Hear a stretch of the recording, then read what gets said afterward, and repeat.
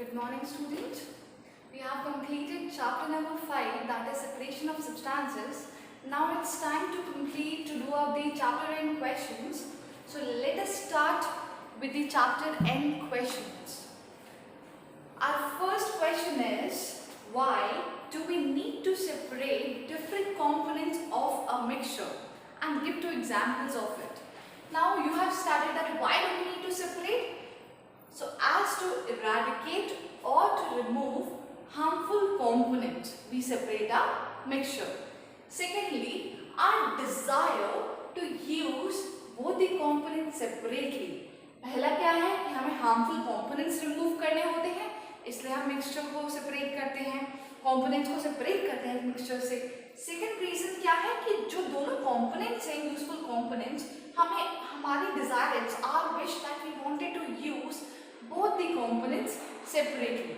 For example, you can say removal of dirt or husk from wheat, that we can do by the process of hand picking. Second example can be, what can be the second example?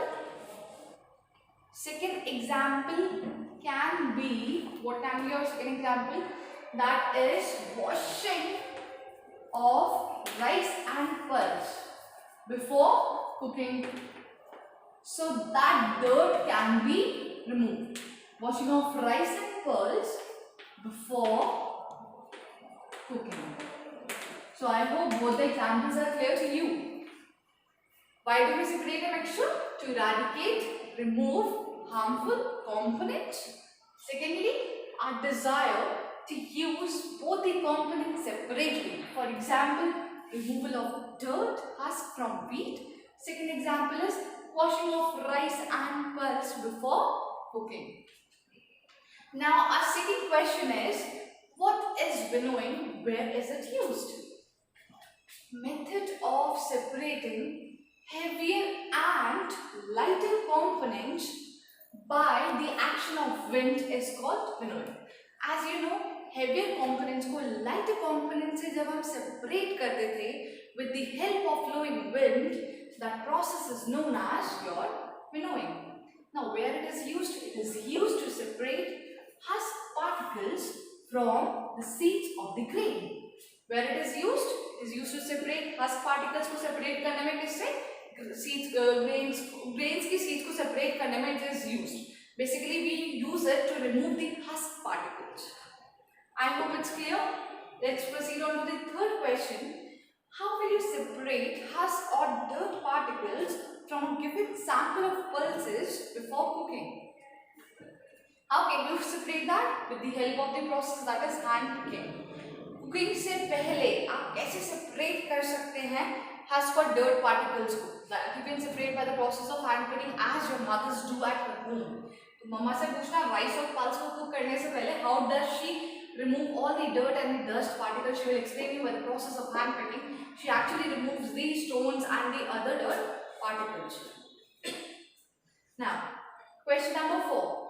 What is sieving? Where is it used? Now, what is the process of sieving? Sieving is the process of filtering components of a mixture of different sizes. Okay?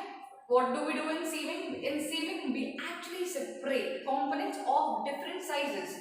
One must be big and the other must be small. So it allows fine particles to pass through the holes of the sieve while the bigger impurities remain on the sieve.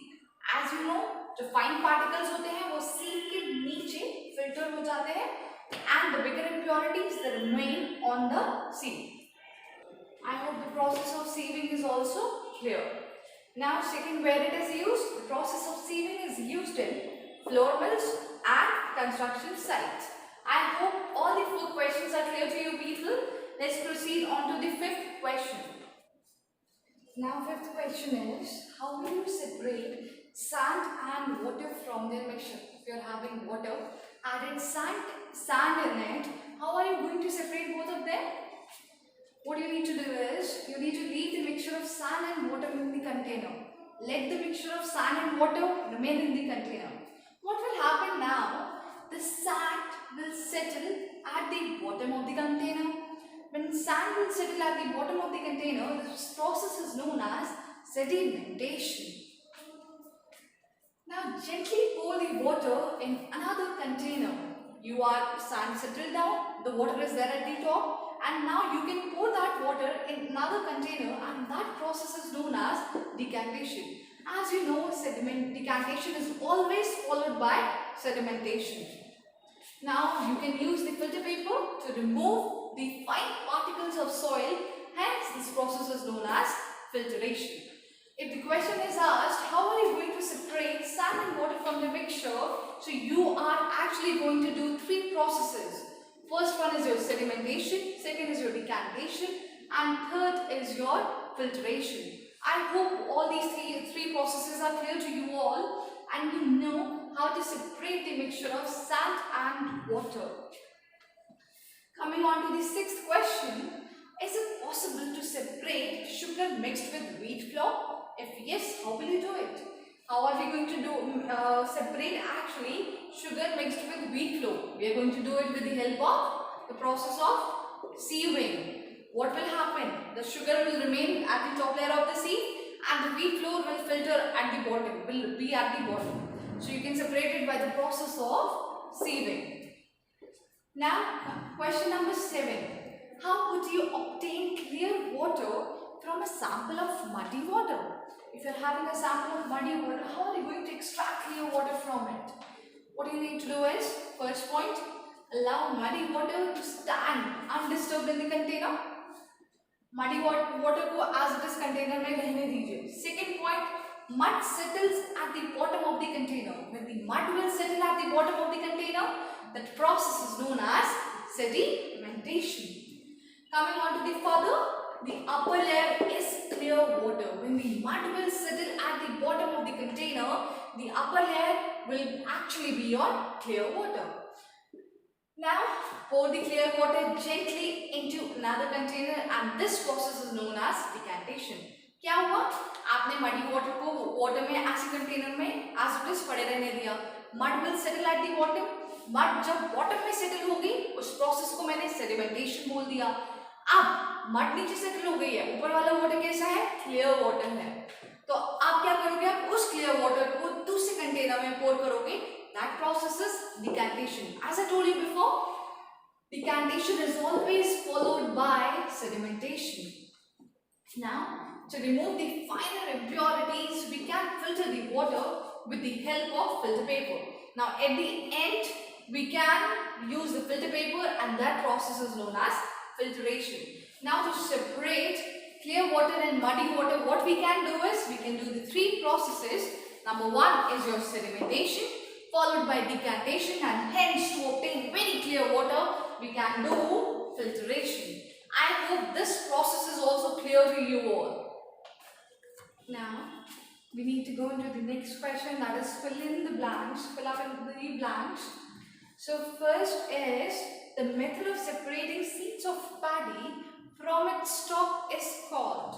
If you want to separate paddy from its stalk, this process is known as threshing. As we have studied, two types of threshings are there. Number one is your manual threshing that you do with the help of your hands, and second is machinery one.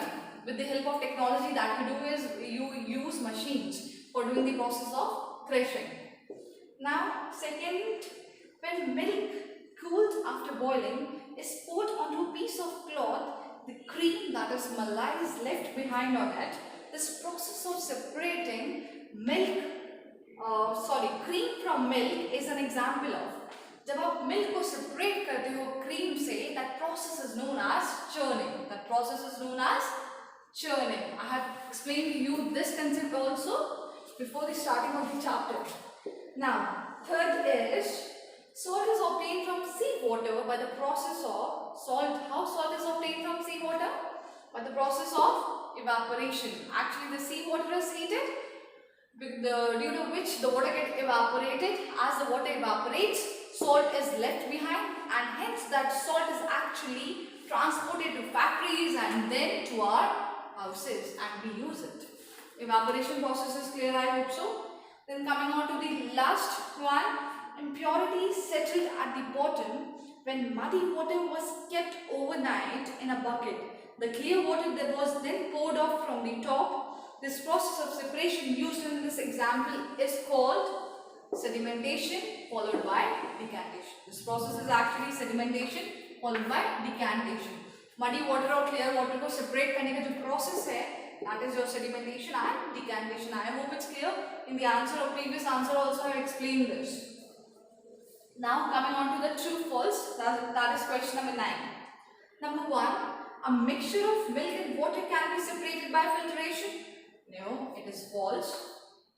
Secondly, a mixture of powdered salt and sugar can be separated by the process of winnowing. Can you separate salt and sugar with the help of process of winnowing? No, it's false. Coming on to the third one, separation of sugar from tea can be done with filtration. It's false. Fourth, grain and husk can be separated by the process of decantation. No, we cannot separate grain and husk by the process of decantation. Instead, we can use the process of hand picking, we can use the process of winnowing instead of this. Now, coming on to the 10th one. 10th question, the last one. Lemonade is prepared by mixing lemon juice and sugar in water. You wish to add ice to cool it. Should you add ice to the lemonade before or after dissolving sugar?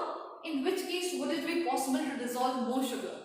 आप घर पे lemonade बनाते हैं, lemonade बनाने में आपको sugar कब add करना चाहिए, आइस से पहले या आइस के बाद में? As you know, जो शुगर है वो डिसॉल्व करती है faster in warm water as comparable to cool water. So therefore आपको शुगर कब ऐड करना चाहिए, आफ्टर और before? You should add sugar before. Actually, you should add sugar before adding ice in it. So we should add sugar before adding ice. Sugar dissolves more in warm water than in cold water. We should dissolve more sugar before mixing ice. Therefore, ice से पहले हमें क्या डालना है, sugar को डालना है. My dear students, I hope the chapter is clear and the question answers are also done. If you are having any problem in any of the concept, you can ask me or you can just text in the comment box. I will reply you soon.